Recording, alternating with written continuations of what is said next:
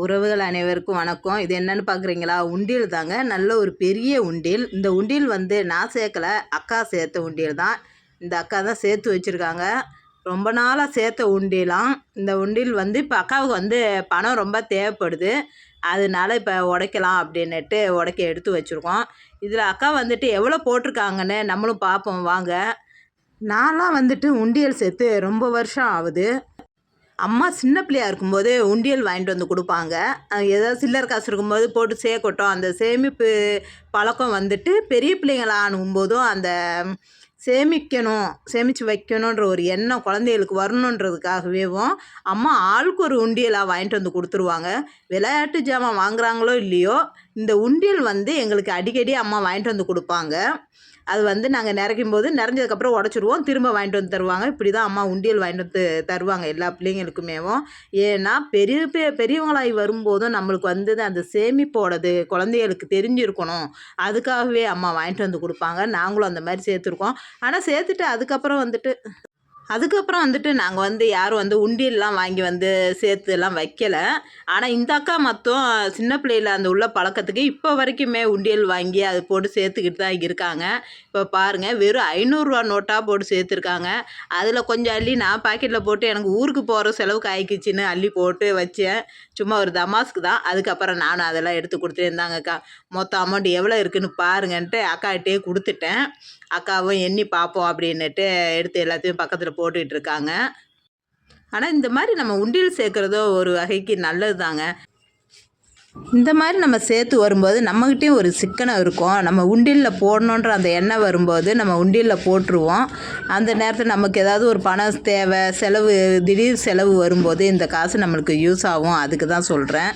இப்போ அக்காவும் அந்த மாதிரி சேர்த்து வச்சதுனால தான் இப்போ ஒரு 2 லட்ச ரூபா அக்காவுக்கு தேவைப்படுது. இப்போ இது உண்டியல் உடைச்சாங்க. 2 லட்சம் இல்லைனாலும் அக்காவுக்கு ஓரளவுக்கு உள்ள பணம் இதில் கிடச்சிரும்னு நினைக்கிறேன். எண்ணிகிட்டு இருக்காங்க, பார்ப்போம் அதில் எவ்வளோ இருக்குன்னு.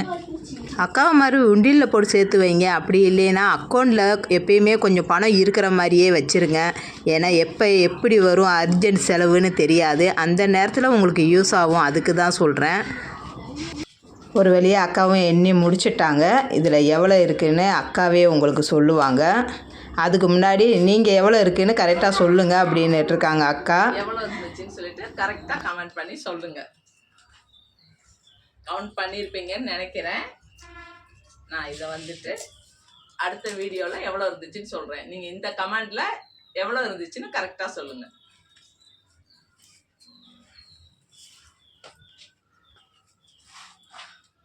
படிச்சுக்கோ. என் தங்கச்சி கேட்குறாங்க, இவ்வளவும் யூடியூப்பில் வந்ததான்னு சொல்லிட்டு. இல்லைங்க, கஷ்டப்பட்டு சம்பாதிச்சது தான். யூடியூப்பும் ஒன்றும் கஷ்டப்பட்டு சம்பாதிக்கிறத விட, வேலைக்கு போகிறத விட யூடியூப்பில் காசு சம்பாதிக்கிறது ரொம்ப கஷ்டம்தான். இருந்தாலும் இது வந்துட்டு யூடியூப் காசு கிடையாது. எங்கள் அக்கா சொன்னது கேட்டுக்கிட்டீங்களா? சம்பாதிக்கிறது யூடியூப்பில் ரொம்ப ரொம்ப கஷ்டம். ஆனால் ரொம்ப ஈஸியாக நிறைய பேர் சொல்கிறாங்க, யூடியூப்லேருந்து பணம் ஈஸியாக சம்பாதிச்சிக்கிட்டு இருக்கீங்கன்னு. அந்த யூடியூப்பில் வீடியோ போட்டு வர்றவங்களுக்கு தான் அதோட கஷ்டம் என்னன்னு தெரியும். ஆனால் யூடியூப்பில் வந்து நிறைய பேர் நிறைய சம்பளம் வாங்குறாங்க. லட்சக்கணக்கில் வாங்குறவங்களும் இருக்காங்களே.